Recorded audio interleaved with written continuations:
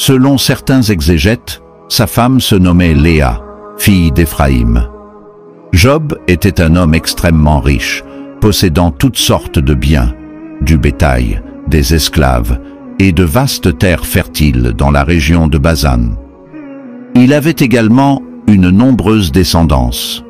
Cependant, tout lui fut enlevé, et il fut éprouvé par toutes sortes de maladies, à tel point que seule sa langue et son cœur furent épargnés, car c'est avec eux qu'il évoquait le Tout-Puissant.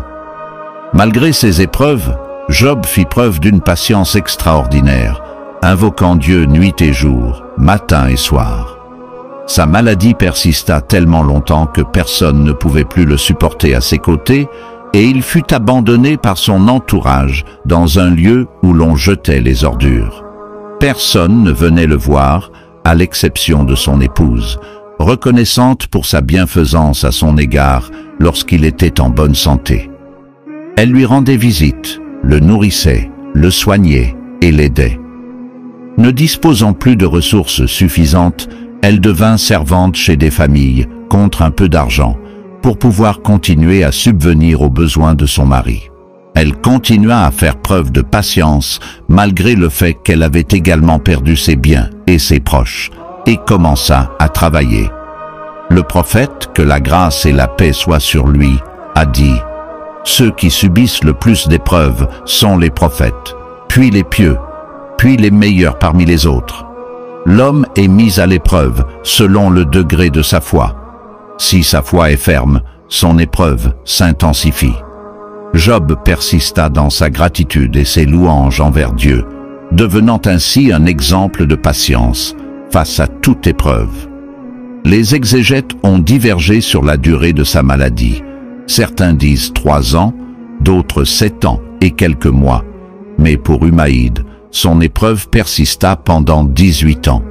Sa chair se détacha de son corps, au point où ses os et ses veines étaient visibles.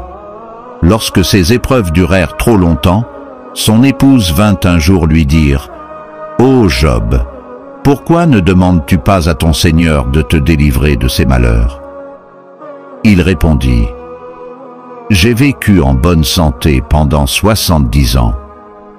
Si je patiente 70 années pour Dieu, cela serait peu en comparaison de ce qu'il m'a donné. » Elle finit par ne plus trouver de travail, car les gens, craignant d'être contaminés par la maladie de son épouse, refusèrent ses services. Elle décida alors de vendre ses tresses en échange d'une bonne nourriture. Chaque fois qu'elle apportait de la nourriture, Job lui demandait sa provenance et elle répondait à chaque fois qu'elle avait été payée pour ses services. Mais un jour, Job insista pour connaître la vérité. Alors, elle enleva son voile, révélant ses tresses coupées. Job invoqua alors son Seigneur et dit: « Le mal m'a touché, mais toi, tu es le plus miséricordieux des miséricordieux. » Job avait des frères. Un jour, ils lui rendirent visite, mais ne purent s'approcher de lui en raison de l'odeur qui émanait de lui. L'un d'eux dit: « Si Dieu avait vu quelque bien en Job, il ne l'aurait pas éprouvé ainsi. » Job fut attristé en entendant ses frères dire cela. Il s'adressa à son Seigneur et dit: « Ô Allah, si tu sais que je n'ai jamais passé une nuit rassasiée après la chasse, ou trouvé un affamé que je puisse nourrir, approuve-moi. » Une voix se fit alors entendre du ciel, approuvant Job, tandis que ses frères entendaient. Il dit encore: « Ô Allah, si tu sais que je n'ai jamais eu 2 chemises après la chasse, ou trouvé un homme nu pour que je le revête, approuve-moi. » De nouveau, la voix se fit entendre du ciel, approuvant Job, tandis que ses frères entendaient. Il dit encore: « Ô Seigneur, par ta puissance. » Et il se prosterna le visage contre terre, disant: « Par ta puissance. Je ne relèverai ma tête que lorsque tu me soulageras. » Son mal disparut, et il retrouva la santé. Selon le prophète, Dieu lui révéla: « Frappe la terre de ton pied. Voici de l'eau fraîche pour te laver, et voici de quoi boire. » Ibn Abu Hatim a rapporté que Dieu l'a revêtu d'un vêtement du paradis, Puis il changea de place. Quand sa femme revint, elle ne le reconnut pas et lui dit « Ô serviteur de Dieu, où est passé l'homme affligé qui se trouvait ici? Peut-être que les chiens ou les loups l'ont dévoré ?»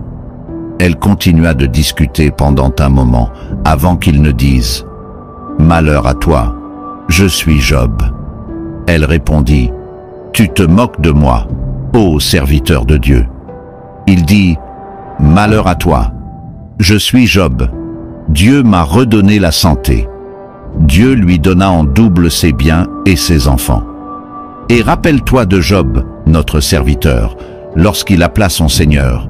Le diable m'a infligé détresse et souffrance.